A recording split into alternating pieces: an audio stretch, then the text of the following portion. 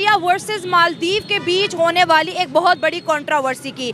आज की खबर बताते जाए, ईज माई ट्रिप जो कि इंडिया की बहुत बड़ी ट्रैवल कंपनी है, उन्होंने बायकॉट करना शुरू कर दिया है मालदीव का। इसके साथ और भी बहुत से बिजनेस जो कि इंडिया मालदीव के अंदर रन कर रहा है, सबका बायकॉट शुरू कर दिया। उन्होंने कहा कि हमारे वजीर आजम के बारे में इनकी हिम्मत कैसे हुई कि उन्होंने कुछ गलत अल्फाज का चुनाव किया। आज अगर हम बात करें, इंडिया की जो यूनिटी है, इंडिया की एकता है, पूरी दुनिया उसकी तारीफ कर रही है कि एक हो जाते हैं जब भी इंडिया या उनके वजीर आजम पर बात आती है। करोड़ों के बिजनेस को जी उन्होंने लात मार दी और आज जितनी भी फ्लाइट मालदीव के लिए निकलनी थी सारी की सारी कैंसिल और बुकिंग भी बंद कर दी है। आप पाकिस्तानी या पाकिस्तानी यूथ है, हम तो बहुत दफ़ा इन हालात से गुजरे हैं, लेकिन जो इंडिया मालदीव के साथ कर रहा है उसके ऊपर आप क्या कहेंगे?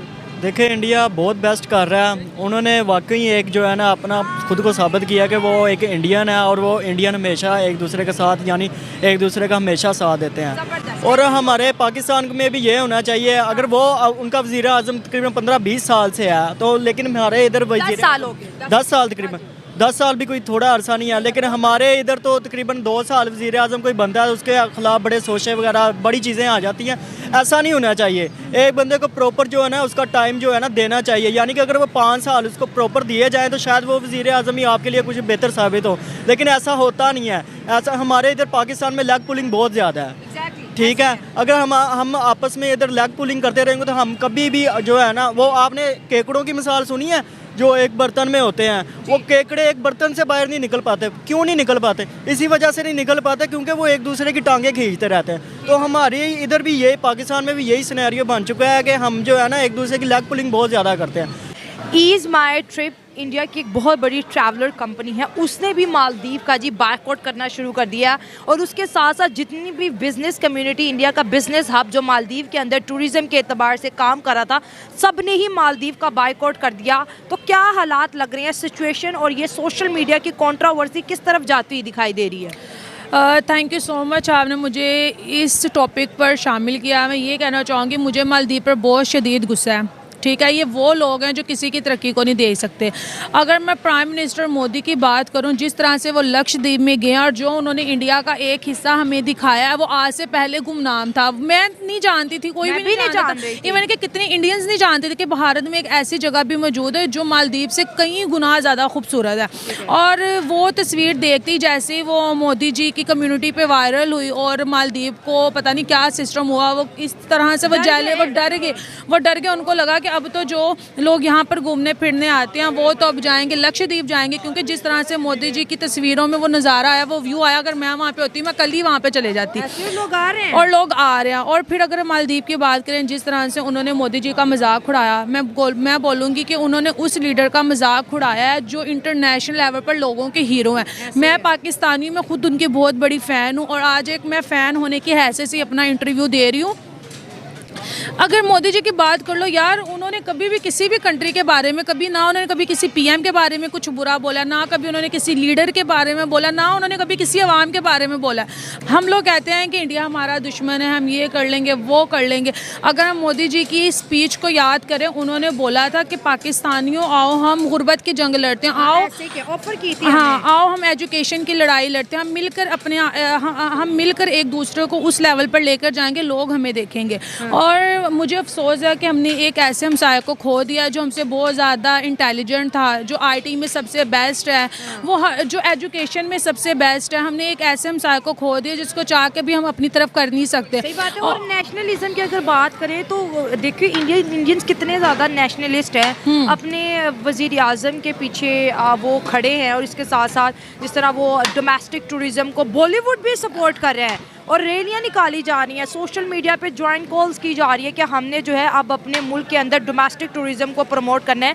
लेकिन मालदीव जिस तरह से नीचे गिर रहा है और माफिया मांग रहा है कि अब हमें माफ़ कर दो, बेड़ा गर्क कर लिया उन्होंने। मैं बोलूँगी इस इंडिया के साथ साथ पाकिस्तानियों को भी बायकॉट करना चाहिए, ठीक है, मालदीव का, क्योंकि उन्होंने कोई अच्छा काम नहीं किया। अगर ये मोदी जी के पाँव पड़ के भी माफ़ी मांगेंगे ना, अगर मोदी जी ने इनको माफ़ किया तब भी तमाम इंडियंस इनको माफ़ करेंगे, नहीं तो ये अपनी खैर मना लें। इनको वो दिन नहीं आज जब 1988 में जब श्रीलंका ने इन पर अटैक किया था, तो इंडियन एयरफोर्स ही वहाँ पर मौजूद थी मालदीव में, उनकी हेल्प की, उनको हर तरह की फैसिलिटी दी। और आज भी एयरफोर्स ही मालदीव में मौजूद है, उनके लिए हर काम कर रही है। उनके तो लोगों की तादाद इतनी नहीं है, इंडियंस ही वहाँ पर सारा सिस्टम को हैंडल किए हुए हैं, इंफ्रास्ट्रक्चर उन्होंने सब कुछ बनाया, और वो इंडिया को टक्कर दे रहे हैं। इंडिया को जिसने भी टक्कर दिया वो दोनों हाथों से रोया है और खून के आंसू रोया है। अगर चाइना की बात कर लें, चाइना भी बड़ा हवाओं में उड़ा था, जिस तरह से इंडियन लोगों ने उनका बाइकआउट किया। देखो चाइना कभी कहाँ पे जा रहा है और कभी कहाँ पे जा रहा है, कमज़ोर होता जा रहा है। हम अपनी बात कर ले, हमने भी इंडिया को अपना दुश्मन माना, हम नहीं दोस्ती करते, ये नहीं करते, वो नहीं करते, वो भगवानों की पूजा करते हैं और हम अल्लाह को मानते हैं। तो ये तमाम चीज़ें जहाँ पर आ जाती हैं वो कंट्री कभी भी तरक्की नहीं करती। तो हमें फैक्ट्स पर बात करनी चाहिए। अगर हम यूनिटी की बात कर लें तो जिस तरह से अब इंडिया के लोगों में मैंने जो यूनिटी देखी है ना, मोदी जी की जिस तरह से वो स्पोर्ट में बाइकआउट कर रहे हैं, इवन कि वहाँ के यूथ मोदी जी की बड़ी फ़ैन है, पूरी यूथ ने बाइकआउट कर दिया है। वहाँ के स्टूडेंट्स वापस आ गए हैं कि हमें ऐसे एजुकेशन नहीं चाहिए, हम अपने भारत में पढ़ लेंगे। हम अपने घूमने फिरने जा रहे थे, उन्होंने भी टिकट यार क्यों अपने ट्रिप कौन कैंसिल मैंने एक चीज़ पढ़ी थी, मालदीव में सबसे ज़्यादा इंडियंस विजिट करते हैं, ठीक है। वहाँ पर इंडियन स्टूडेंट बहुत ज़्यादा हैं, वही वहाँ पर ज़्यादातर लोगों को वहाँ पर वो जॉब्स करते हैं, वहाँ की इकोनॉमी को उन्होंने स्टेबल किया हुआ है। जब वो लोग वापस आ जाएंगे उनकी GDP तो बिल्कुल ज़ीरो लेवल पर चलेगी। इसलिए तो वो मिन्नतें तरले कर रहे हैं कि प्लीज़ मान जाए, प्लीज़ मान जाए। अब उनके जो मिनिस्टर्स का ग्रुप है, 3 को तो उन्होंने निकाल दिया, अब एक ग्रुप मिलके भारत में आएगा, उनकी मिन्नतें करेगा कि प्लीज़ हमसे गलती हो गया। और ये जो इन्होंने बोला है, ये किसी एक के कहने पे नहीं बोला, ये पूरा ग्रुप होता है। जब हम लोग ट्वीट करते हैं, हम लोगों की ट्वीट की इतनी वैल्यू नहीं होती। जब एक ऑफिस जब एक ऑफिशियल है तो वो एक लोगों को लग से पता चल जाता है। और मजाक करने में और इंसल्ट करने में बड़ा फ़र्क है। तो इन्होंने, मैं ये कहूँगी, इन्होंने एज ए इंसल्ट किया मोदी जी की, ठीक है, और ऐसे लीडर की इंसल्ट किया जो इतने स्वीट हैं।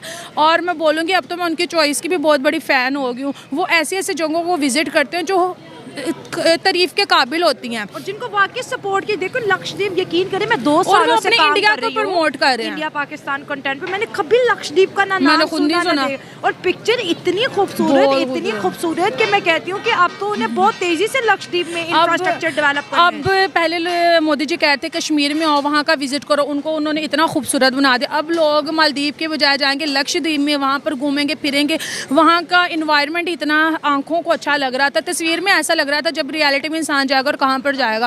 बिजनेस वाली कम्युनिटी बाइकआउट, हालांकि बिजनेसमैन तो हम देखते हैं कि वो अपने मुनाफे के लिए ना हर नहीं, गलत ये तुम यहाँ की बात करो और कंट्रीज की बात करो, लेकिन इंडिया के लेवल में ये तमाम चीज़ें अलग साइड पे हैं। वो लोग बिजनेस में उन लोगों से करते हैं जिनको इंडिया की कदर हो, जिनको वहाँ के लीडर्स की रिस्पेक्ट करनी आती है। यही, हाँ जी, यही चीज़ हम देखते आ रहे हैं। इंडियंस, अगर किसी एक लीडर की तुम इंसल्ट करोगी ना, या वहाँ के लोगों की किसी की इंसल्ट करोगी, तमाम इंडियन जुड़ जाएंगे, चाहे उनमें कितने भी आपस में ख़राब रिलेशन हो या कुछ भी इख्तलाफ वटएवर, वो सारे मिल जाएंगे और उस इंसान के ख़िलाफ़ हो जाएंगे। ये हमने कितने में देखा। देखो मालदीव हमारे आगे सबसे बड़ी एग्जांपल, फिर चाइना आ गई, कनाडा आ गया, तुर्की आ गया, तुर्की में कितनी हेल्प की। और फिर जब उन्होंने बोला कि नहीं हम लोग ऐसे हैं तो हम लोग वैसे हैं, तो देखो कोई भी कंट्री इंडिया के बगैर कभी भी आगे नहीं बढ़ सकती। और उनके लीडर की जो इज़्ज़त करेगा उसकी भी पूरी दुनिया में इज़्ज़त होगी। और मैं यही, उनके फिटनेस के लोग दीवाने हैं, कहते हैं योगा साल में इतनी फिटनेस। आज तक मैंने किसी प्राइम मिनिस्टर की ट्वीट नहीं देखी या कभी पिक देखी कि उसने कभी योगा किया होगा। अगर मोदी जी की बात करें, वो करते हैं, वो योगा करते हैं, वो हर एक्टिविटी करते हैं, वो छोटे बच्चों से भी मिलते हैं, वो बुजुर्गों से भी मिलते हैं, वो अपने वर्कर्स के पाँव भी धोते हैं। कौन सा मिनिस्टर ऐसा कर लेगा? कोई भी नहीं कर लेगा। अगर उनकी फ़ैन फॉलोइंग की है तो मैं भूल ही गई थी, अगर उनकी फ़ैन फॉलोइंग की बात कर ले, किस पीएम ने रिकॉर्ड तोड़ा है यूट्यूब पर, सोशल मीडिया ज़्यादा है वो सब्सक्राइबर, ऐसी है ना, तो उनकी फ़ैन फॉलोइंग बहुत ज़्यादा, उनके साथ यूथ बहुत ज़्यादा। अगर हम पाकिस्तानियों की बात कर लें, जिन लोगों को समझ है, जिन लोगों को फैक्ट्स का पता है, तो वो मोदी जी के बहुत बड़े फ़ैन है और वो फैक्ट्स पे बात करते हैं। अगर हम आम पब्लिक की बात कर लें, उनमें ना एजुकेशन की थोड़ी सी कमी है, जिस वजह से वो उनको जो बताया जाता है, जो पढ़ाया जाता है, वो उसी ट्रैक पर चल रहे हैं। और मैं तो ये नसीहत करूँगी, अब जो हमारा नेक्स्ट आने वाला पीएम है, तो वो चाहे अगर वो अपनी कंट्री को अच्छा लेके जाना चाहता है, गरीब लोगों को भी सहूलतें देना चाहता है, तो वो प्राइम मिनिस्टर से सुलह करे, ठीक है, उनको कॉल करे, वहाँ पर जाए, विज़िट करे, ताल्लुकात बेहतर करे जो बहुत ज़्यादा ख़राब हो गए, फिर ही हम किसी लेवल पर पहुँच सकते हैं। अदरवाइज़ का जो बाइकआउट कर रहा है उसको सपोर्ट करेंगी? बिल्कुल सपोर्ट करूँगी। मैं कहूँगी हम इंडिया तो कर ही रहा है, क्योंकि उनको करना चाहिए। उन्होंने एक ऐसे लीडर की इंसल्ट की है जिनका तो इन लोगों से ताल्लुक ही नहीं है। उन्होंने लक्षद्वीप गया, उन्होंने बताया कि हमारे भारत में एक ऐसा इलाका एरिया मौजूद है, यहाँ पर आप विजिट करो। उन्होंने ये तो नहीं बोला ना कि मालदीव में आप लोग ना जाओ। उन्होंने तो जस्ट तस्वीरें बताई, वो वायरल होगी, इसमें किसी का क्या कसूर है? तो इनको अपनी सोच बेहतर करनी चाहिए। और कुछ लोग बोलते हैं कि एजुकेशन, जो इंसान पढ़ा लिखा होता है वही अच्छी बातें कर सकता है, ये मैं चीज़ को नहीं मानूंगी। मालदीव में कितने ये जो मिनिस्टर होते हैं ये अच्छे खासे पढ़े लिखे होते हैं, उनकी सोच ही अच्छी नहीं है, तो इतनी एजुकेशन का क्या फ़ायदा? उन कुर्सियों पर बैठने का क्या फ़ायदा? अपनी इंसल्ट करवा के रख दिया, माफिया मांग रहे हैं। इंसान वो बात ही ना करे जिसके लिए उसे पछताना पड़े।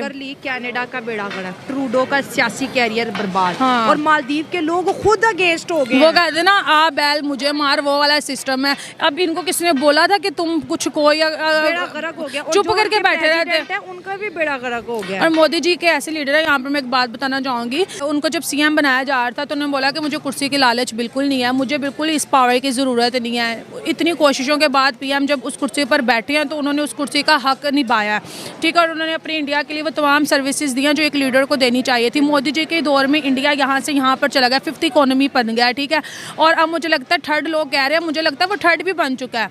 और ऐसे ही है, क्योंकि वो बहुत अच्छे लीडर है और उन जैसा ना कभी था और ना कभी होगा। वो जस्ट सियासत को, पॉलिटिक्स को उस नज़र से नहीं देख रहे, वो जस्ट अपने भारत के लिए काम कर रहे हैं और इसी वजह से पूरे भारत उनको सपोर्ट करते हैं और वो सबके फेवरेट है। सिंपल। और मालदीव का बाइकआउट करना चाहिए, उन्होंने बिल्कुल भी अच्छी हरकत नहीं की।